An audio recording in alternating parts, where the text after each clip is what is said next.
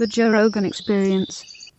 That's what disturbed me the most about when Trudeau was running the country. That I didn't feel like I felt like he was manipulating people with woke politics and ideology, and that it was just this weird slippery slope that people were falling down, where they're losing rights and you're losing your ability to express yourself.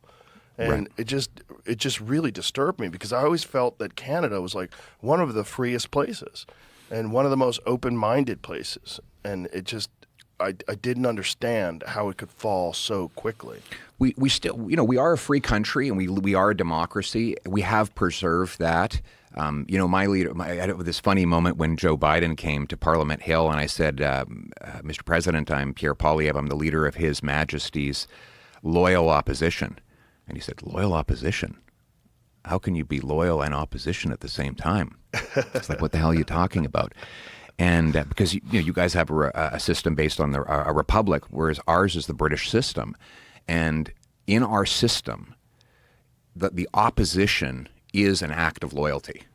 That's what our system, it means that if you are opposing the government, you're doing it out of loyalty to the good of the people. In our House of Commons, you have a half circle in your Congress. We have two sides in our Parliament. It's 2.5 sword lengths apart, because they used to literally kill each other in the old English days. But the idea is the opposition is to prosecute the hell out of the government, make the mighty low. The most powerful people in the country are supposed to tremble every time they walk in that place, because every mistake they made, every abuse of power, every corruption they might have done can be exposed and in front of all eyes. So our system is really designed to constrain the power of government through what we call Parliament. Like, I don't work for government. I work for Parliament, and Parliament works for the people.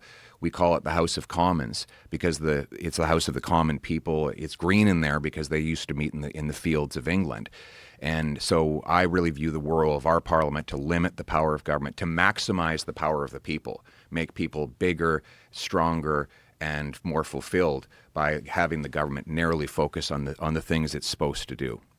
Roads, military, basic social safety net, borders, police, etc., but then leave people alone to live their lives.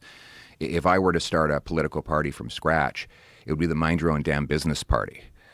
Just get the government to do its job well, do 4 or 5 things really well, and then let people live their lives. Well, that sounds very reasonable. Yeah.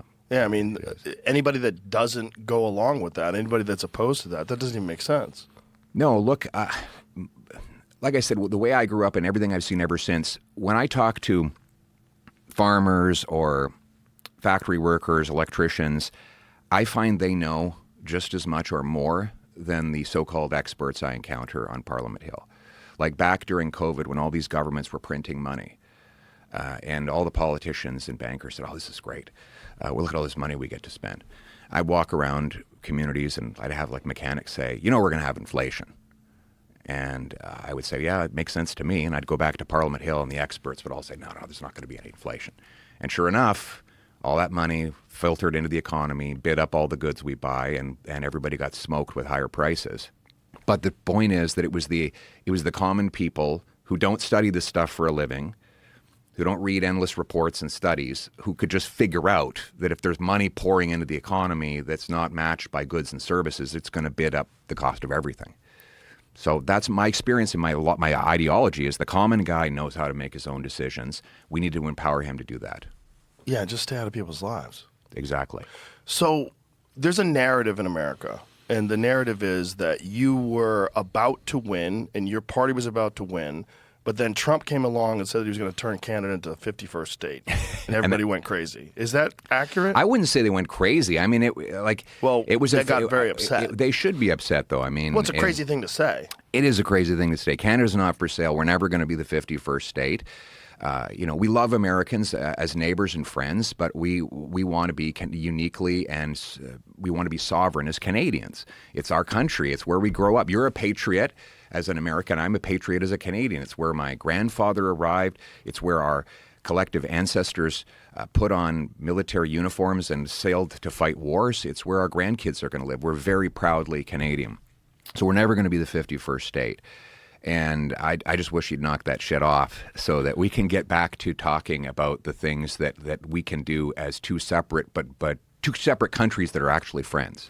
Did that really have that much of an effect up there? Like, did people take him seriously? I think at first everyone thought it was a joke. Because we've always had these jokes like, one day we're going to take over Vermont and Detroit should be part of Canada and all that stuff. But then he kept saying it, and it became a lot of people got upset about it, and I think understandably so. Understandably, yeah. I mean, it's a crazy thing to say. It is a crazy thing to say. I talked to him on the phone about it. It was like so funny. He's like, at first I was joking, but then people were like, it's a good idea. Like, that's not a good idea. Nobody's saying that. I can assure him of that. But and the tariffs aren't a good idea either. We should get the tariffs out because there's so much we could be doing together as neighbors and partners if we got rid of those tariffs. I think what are the biggest problems in America today? Affordability, security. And we can help with both. We knock the tariffs down. Let's look at affordability. We got the fourth biggest supply of oil anywhere on Earth. You guys pay a huge price discount for our oil because we're effectively, all our infrastructure to ship it is north-south. And it's a very unique heavy oil. So we accept, unfortunately, and for now, a price discount on the oil we send you, which can translate into more jobs and paychecks, but also lower energy prices. You've got $5 a gallon right now in lots of places in America. I want to produce more so we can sell 2 million more barrels of Canadian oil into the U.S. market. And then there's housing. You've got huge housing pressures on young people. They can't afford a place to live. We're the biggest supplier of lumber for home building of any country that imports to the United States, exports to the United States. We've got very low cost but high quality softwood lumber we could be shipping. Or the best selling truck in America for 45 years now is the Ford Series. It's aluminum. It's a military grade aluminum body.